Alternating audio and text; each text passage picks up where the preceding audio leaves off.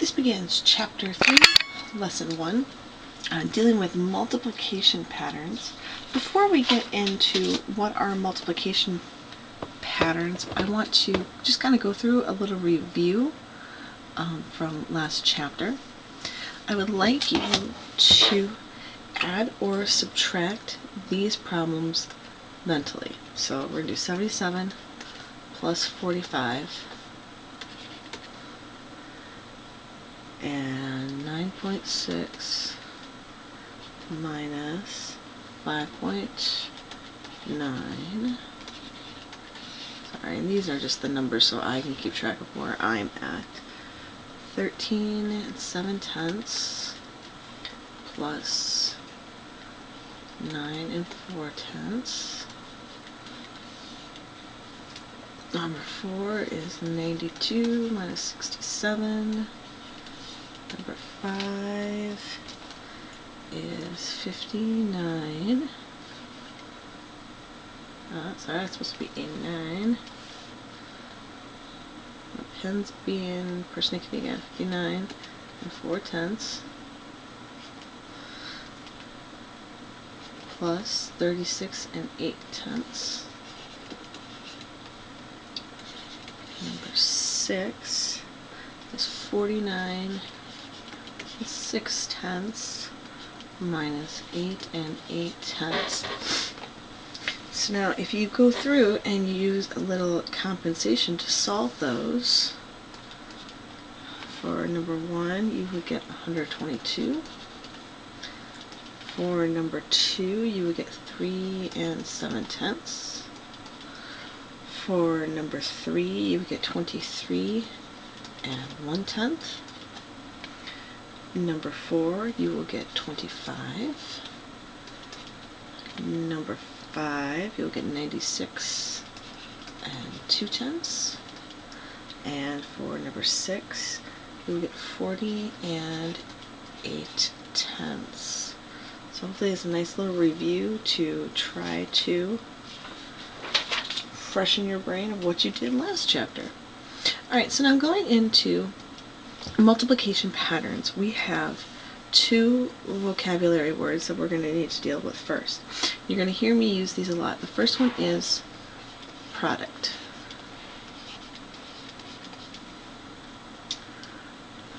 And product is we call it the answer in multiplication.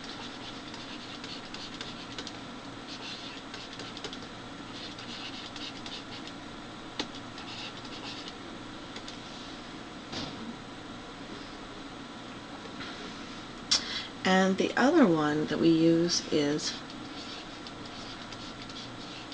factor. And a factor is what is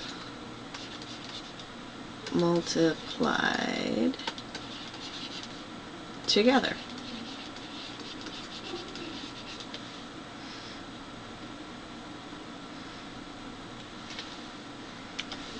Sorry, that's a little hard to read. We'll just move that down. So, we have our product, which is our answer in multiplication. We have our factor, which is what is being multiplied together. So, if I were to give you an example, we have 2 times 3 equals 6. 2 and 3 are the factors, and they result in 6, which is the product. So we have 2 factors that are multiplied together to equal a product, and that's what our vocabulary words are. I will use these interchangeably. I will sometimes say what is the product, I will sometimes say what is the answer, but your math book is very consistent and they use the word product. They are very consistent in using the word factor, just like they are consistent using the word integer rather than number, but that's for when you're in older grade. So what we're going to do is we're just going to look at some patterns. So if I take 3 times 9 equals 27. Now this should be something that you already know. Let's play with some numbers here. Let's do 3 times 90. Well, what do you think 3 times 90 would give you? think just 3 times 9 will give you 227, but we have this extra set of 10 here, so we're just going to tack on another 10. Well, what's 3 times 900 going to be? Same thing. We think 3 times 9, and we have 2 extra zeros. So if you can use that pattern, let's see if you can do 3 times 9,000. We're going to do 3 times 9, which is 27, and then we have 1, 2, 3 zeros. 1, 2, 3 zeros at the end. And let's just for fun do 3 times 90,000, which is still going to give us 27, but now we tack on 1, 2, 3, 4 zeros. So 1, 2, 3, 4 zeros. And we could just keep going on and on and on and on and on. So the great thing is that by knowing these patterns and that how this works, you can take a number, for example, 6 times 800, and solve that. You do not need a calculator to solve that problem, because what you'll do is you'll take 6 times 8, 6 times 8 is 48, and then tack on 2 zeros. And that's really what our goal is today, is taking something that is very simple and solving it mentally. So just kind of keep in mind with these math patterns. Let's try an example of 40 times 7,000.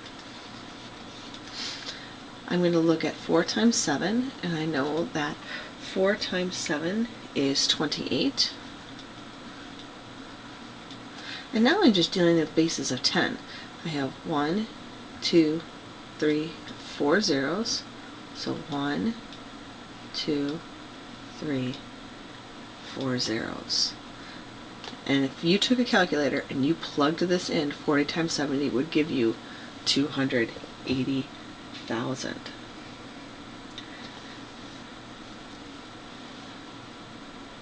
So let's go through and let's do some patterns here. So let's do a pattern one for you. We're going to do 4 times 6, and then you're going to do 4 times 60, and then you're going to do 4 times 600. So take a few moments, pause the video if you need to, and solve what are the answers to these problems. So now when you go through and you 4 times 6, hopefully that was an easy one, you went, oh, that's easy, I know that one, that's 24. And if I know what 4 times 6 is, I know that 4 times 60 is 240. And if I know that 4 times 60 is 240, 4 times 600 is going to be 2,400. Because here I have no zeros. Notice no zeros. 1 0, 1 0. 2 zeros, 2 zeros. So let's try another one. Let's do it in red over here. We're going to do 50 times 5,000. Now when I look at this, I say, well, I know that 5 times 5 is 25. And then I just count on my zeros. 1, 2, 3, 4. 2, 3, 4. And then I go backwards and I go put a comma in the middle so I can separate them. And so I know that 50 times 5,000 is 250,000. Well, let's take that and put that into a word problem.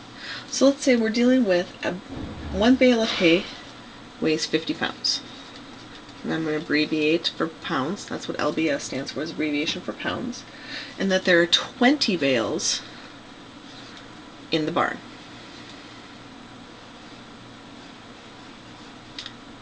And my pen is not cooperating, as you can see by the fact that bales came out like this. It's supposed to be B-A-L-E-S.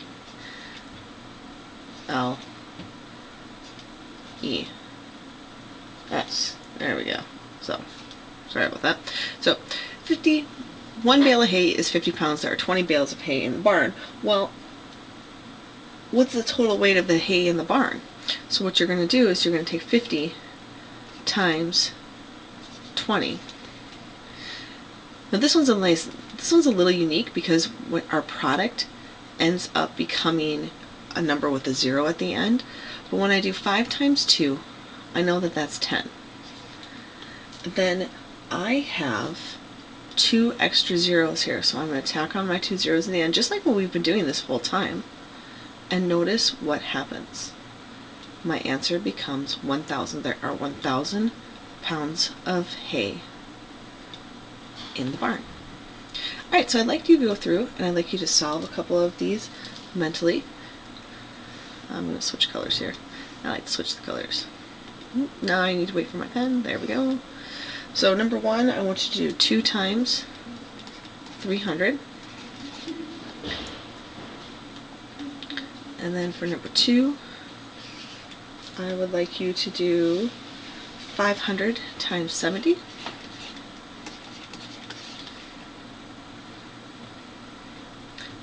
Sorry, that's kind of all over the place. For number 3, I would like you to do 100 times 13. And the last one I would like you to do is 800.